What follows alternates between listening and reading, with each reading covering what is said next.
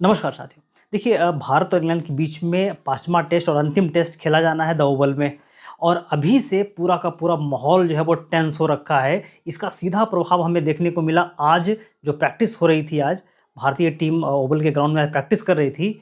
तो आज गौतम गंभीर जो इंडिया के हेड कोच है और ओवल के ग्राउंड स्टाफ के बीच में आज झड़प देखने को मिली।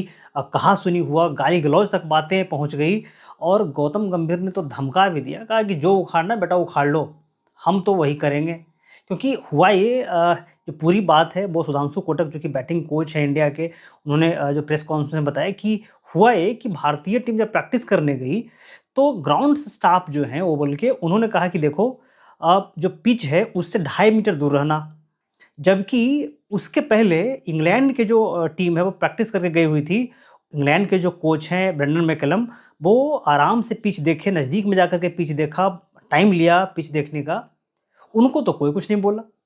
लेकिन जब इंडियन टीम्स जो गई प्रैक्टिस के लिए, भारतीय टीम के जो कोच हैं, ग्राउंड स्टाफ है, जो ग्राउंड पर गए पिच देखने के लिए, कुछ ही समय दिया और उसमें भी कहा कि 2.5 मीटर दूर खड़ा रहो।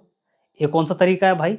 ये मतलब भेदभाव तो अच्छा नहीं है। दूसरी बात क्या हुआ कि सुधांशु कोटक ने कहा कि जो हमारे ग्राउंड स्टाफ हैं, जो हमारे सपोर्टिंग स्टाफ है, वो जब गए उनको दूर से ही लोगों ने कहा कि नहीं आप दूर रहिए। क्योंकि उन्होंने कहा कि जब आइस जो टब होता है, जब चोट-वोट लग जाता है तो उनको ले जाने के लिए उन्होंने कहा कि नहीं आइस टब नहीं जाएगा वहाँ पे।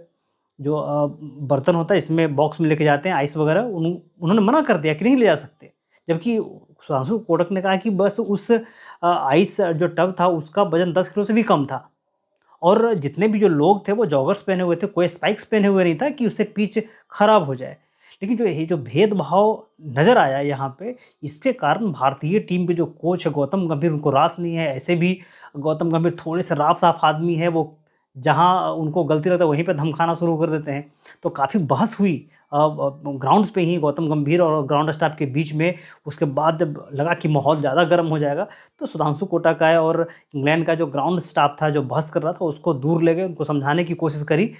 लेकिन हाँ, इसमें वो गौतम गंभीर कहते पाए गए भाई कि जो उखाड़ना है, जिससे शिकायत करना है वो कर डालो, हमको कोई उससे जो है डर नहीं है, जो करना है वो करो। भाई पिछला जो मैच ड्रॉ जिस प्रकार से हुआ, और भारतीय टीम जिस प्रकार से चढ़ के खेली और अपने मन मुताबिक बैटिंग करी, आपने वो मामला सुना ही होगा कि जो बेन स्टोक्स जो है वो चाह रहे थे कि कॉल ऑफ मैच हो जाए पहले ही, और उस समय रवींद्र जडेजा और वाशिंगटन सुंदर दोनों 80-85 के आसपास में खेल रहे थे। तो भाई जो इतना मेहनत करके मैच ड्रॉ किया है, वो तो शतक बनाएगा ना भाई। तो उन्होंने कहा कि नहीं हम कॉल ऑफ नहीं करेंगे भाई, हम खेलेंगे।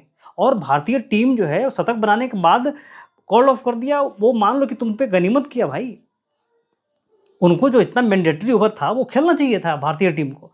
लेकिन भारतीय टीम ने अपना गेम स्पिरिट का परिचय दिया और चलिए आपके मन के मुताबिक हमने कॉल ऑफ कर दिया। वहाँ से मामला जो है ज़्यादा उलझ गया। अच्छा, उसके पहले भी मामला हुआ था।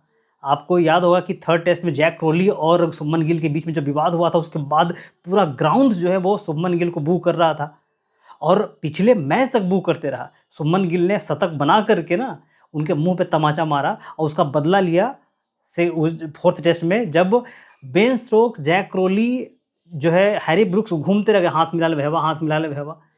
कोई नहीं सुना। उधर जो है गैलरी से शुभमन गिल ने कहा कि नहीं आप शतक मारो, हम देख लेंगे, कॉल ऑफ नहीं होगा मैच, मन मुताबिक होगा। इसके कारण जो है ना वहाँ के ग्राउंड स्टाफ तो चिढ़ा ही था पहले से ही, क्राउड चिढ़ी हुई थी, उनके खिलाड़ी चिढ़े हुए थे।